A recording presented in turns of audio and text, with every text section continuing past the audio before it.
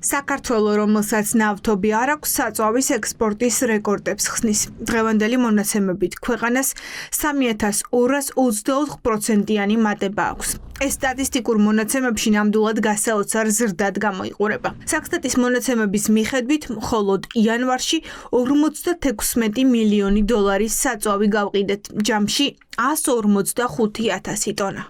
დასაჯერებელია, რომ ეს მართლა ადგილობრივი წარმოების ნავთობია.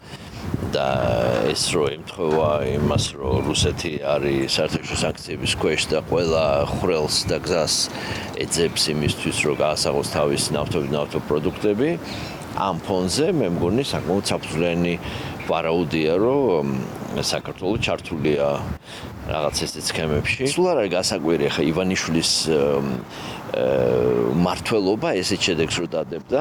უეცრად საქართველოდან ექსპორტირებული პროდუქტების სიაში ნავთობპროდუქტები პირველ ადგილზეა. ქვეყანა მღვინოზე, ბორჯომზე, სპილენძზე და კაზრეთში მოპოვებულ ოქროზე მეტი ნავთობპროდუქტები გაყიდა. მალტაში 30,000 ტონა გავიდა, კვიპროსში 13,000 ტონა. ჩნდება კითხვა, როდის და როგორ ვიქეცით საწვავის მწარმოებლებად, რადგან საქართველოში ნავთობი ან არ მოიპოვება, ან ძალიან მცირე ოდენობით გვაქვს. რეალურად საუბარი არის რეექსპორტზე, აზაზე შემოდის და ამის ფაქტები არსებობს რუსული ნავთობი, ამის შემდეგ ის გადამუშავებული სახით გაედინება ქვეყნის გარეთ და ეს აღირიცხება თუ ისევ გარკვეული რაღაცა მისი ასე ვთქვათ გათეთრება ხდება და ამის შემდეგ გაედინება, ამას არსებითი მნიშვნელობა ამ შემთხვევაში არ აქვს, იმდენად რამდენადაც საკმაოდ მნიშვნელოვან რისკებს უხდის ეს ქვეყანას. როგორია სქემა? სპეციალისტები ფიქრობენ, რომ ყულევის ქარხნის გარეშე არც ნავთობის ექსპორტი ამუშავდებოდა. ბლექსი პეტროლეუმის ქართულ ბაზარზე გამოჩენამდე საწვავი თითქმის არსად გაგვქონდა. მხოლოდ 2026 წლის იანვარში რუსეთიდან დაახლოებით 40,000 ტონა ნედლი ნავთობი შემოვიდა.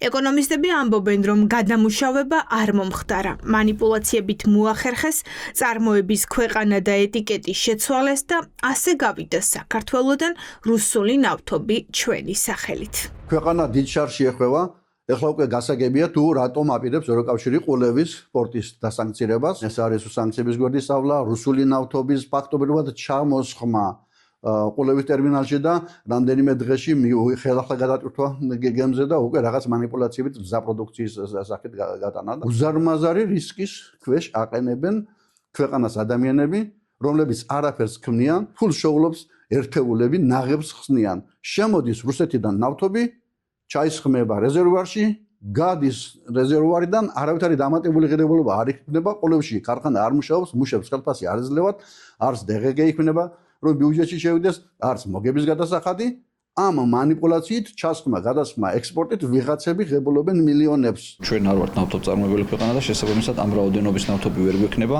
თუ ეს ნავთობი არ შემოვიდა. კლასიკური სქემა არის ამის, რომ ძალიან მცირედი, ასე ვთქვათ, რაღაცა ქიმიური შენაერთების გარევის შემდეგ უკვე შესაძლებელია, რომ წარმოშობის სერტიფიკატი შეიცვალოს და როგორც საქართველოში დამზადებული, ისე გავიდეს სხვადასხვა ქვეყნებში და მათ შორის ევროკავშირის ქვეყნებში შევხედოთ ყულევის ნავთობ გადამამუშავებელ ქარხანას და თვალით ხილული არის, რომ ეს ქარხანა ამდენ ნავთობს ვერ გადაამუშავებს და საერთოდ გადამამუშავებასთან არანაირი შეხება არ აქვს. ყულევის ტერმინალი ახლა დიდი რისკის ქვეშაა. ევროკავშირის სანქციების მე-20 პაკეტში ჩანაწერი ქართულ პორტზე უკვე არსებობს. მას შემდეგ, რაც ნავთობპროდუქტების გაყიდვა დავიწყეთ და თან ევროპულ ქვეყნებშიც გამადიდებელი შუშის ქვეშ აღმოჩნდით. თუ დადასტურდა, რომ საქართველო რუსეთს სანქცირებული ნავთობის გასაღებაში ეხმარება, ეს ქვეყანას ძვირად დაუჯდება. ნავთობის გადამუშავება და მისი რეექსპორტზე გატანა არანაირი პრობლემა არ არის, თუ აქ არ აქვს საქმე სანქციების გვერდის არიდებასთან და ამ პროცესში რუსეთის დახმარებასთან. და ჩვენ უკვე საკმარისი მტკიცებულება და ესე იგი ნიშანი გვაქვს იმისა, რომ როგორც მინიმუმ ევროპელები ამას ასე უყურებენ. ივანიშვილის ინტერესი აქ არის, იმიტომ რომ მან თავისი ბანკის საშუალებით ჩადო ფული ამ პროექტში. ეს არ არის რიგით ბიზნეს პროექტი, ეს არის პროექტი, რომელსაც შეიძლება გამოიწვიოს სერიოზული სანქციები ქვეყნისთვის და ეკონომიკური ზიანი. ქართულ ოცნებაში ამტკიცებენ, რომ ქარხნები წარმოებას ზრდიან. ოღონდ ამუშავებული ქარხანა ჯერ არავის უნახავს. ექსპორტის გასტა არის ასევე ბუნებრივი მნიშვნელოვანი ჩვენი პროდუქციის წახალისება, ქვეყნის გარეთ გატანის წახალისება და ბალანსის გაუმჯობესება, იმპორტ-ექსპორტის ბალანსის გაუმჯობესება. აქაც მომავალშიც რა თქმა უნდა აქტიურად ვიმუშავებ. დასაოცარი რა არის მაშინ? კონკრეტული ქარხნების დია წარმოებას. ქარხანა ამუშავებდა რაღაცა რაოდენობის ნავთობს, ახლა ამუშავებს იმაზე უფრო მეტი რაოდენობის ნავთობს. შესაბამისად გამოვიყვანეს ეს პროცესი. ეს ასე მარტივად არის, რაღაცა შემოიტანო, მე ეტიკეტი შეუცვალო და გააგზავნო. როგორი უცნაურიც უნდა იყოს, ნავთობმა ღვინის და მინერალური წყლების ექსპორტსაც კი გადაუსწრო. მთლიანად ექსპორტში კი მოწინავე ადგილზე ნავთობთან ერთად ავტომობილების რეექსპორტი რჩება. ეს სქემაც რუსეთის მაშვალ რგოლად ქცევის ნაწილია.